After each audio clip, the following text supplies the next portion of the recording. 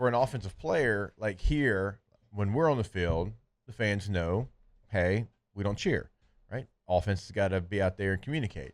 Now on the road, it's like you can't hear yourself think a little bit. And when you're a young player, it's awful. It's terrible.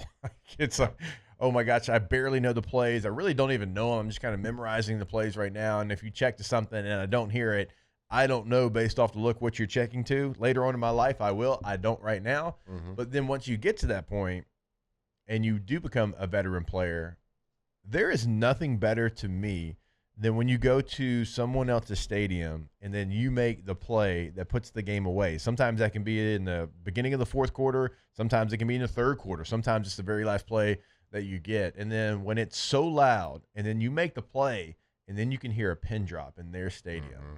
Like that is so hard to replicate that feeling because everybody's just screaming everything they possibly can to get you off your game. And then you make the play and then it's just dead silent.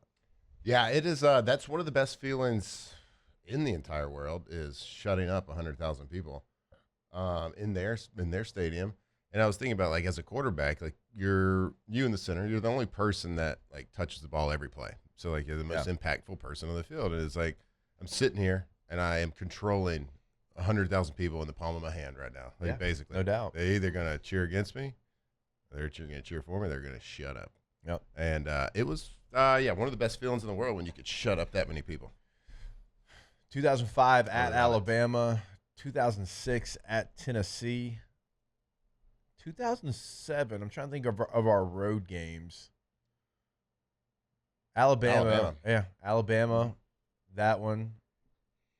That was probably the rowdiest away game. Yeah, Tennessee's crowd's a little bit different. It's a lot of people. Yeah. But it's a different feel.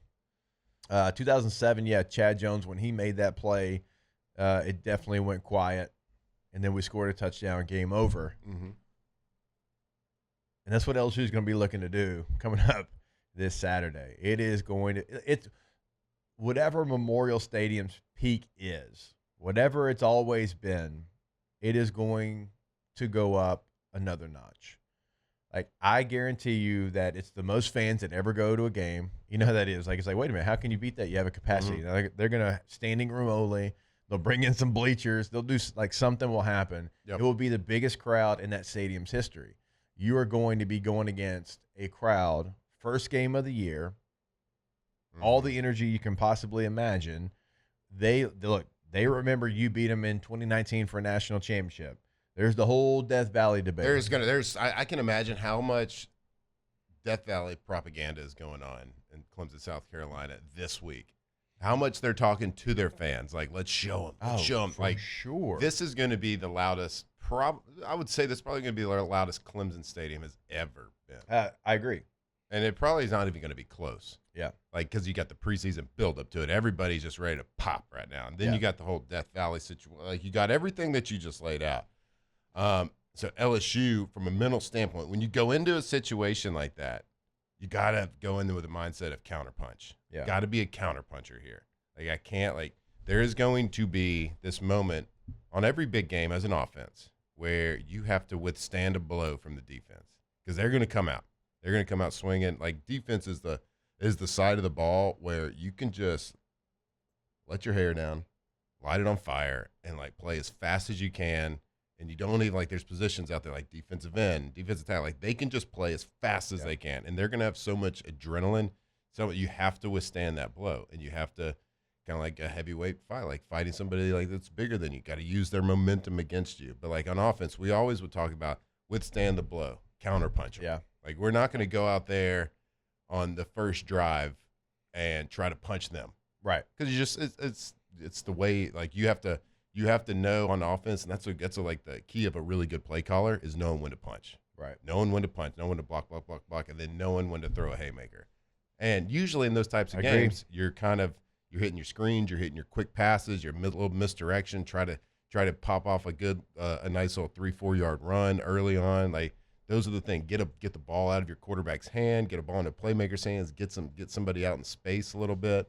And then once play 4, 5, 6 of that first drive, then things start to settle down a little bit. Right. but you have to withstand. You got to be a counterpuncher. I agree wholeheartedly with that. That's really, honestly, at every level of football, but certainly when you're going on the road like that and you are facing a crowd that's going to be, again, whatever its peak is, it is going to be exceeded. As a quarterback, though, do you do anything different?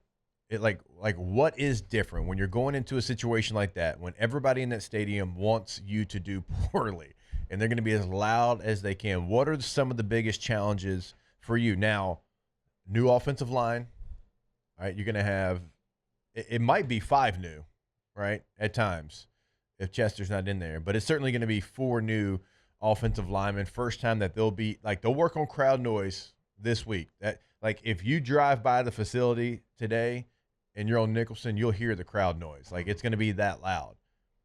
But that's only in practice. That's as best as you can simulate it, obviously. But as a quarterback, what are some of the things that you know are going to be a challenge that you try to handle in this situation? The communication is the number one thing. So especially with the new offensive line, making sure you over-communicate the calls. So there's sometimes when you get in a situation where it's so loud and if you have to make an adjustment to either the snap count, protection adjustment, a mic adjustment, whatever it is, like there's sometimes where you'd be in a game or a practice where a lot of crowd noise and you have to tell each one individually. Like you got to walk up and down the line. It's walking down the line and tell like left tackle, guard, center, right guard, right tackle. You got to tell everybody.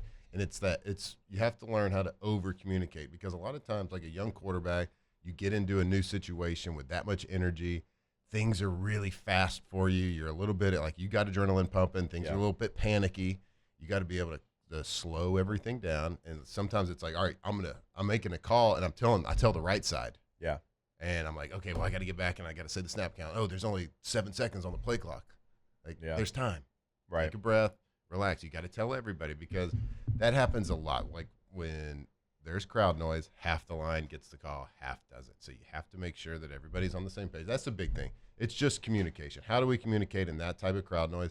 Because the play, like the game play is not, you're going to have a first 15. Yeah. You're going to rep those first 15 a billion times this week. You're going to know the play. You're going to know your reads. You're going to know how to execute it. Now you just got to look for things that you're not prepared for. Right. Like, all right, we think based on their tendencies last year that week 1 they're going to be in this defense. This is the percentage they're going to do. They're going to be cover 1.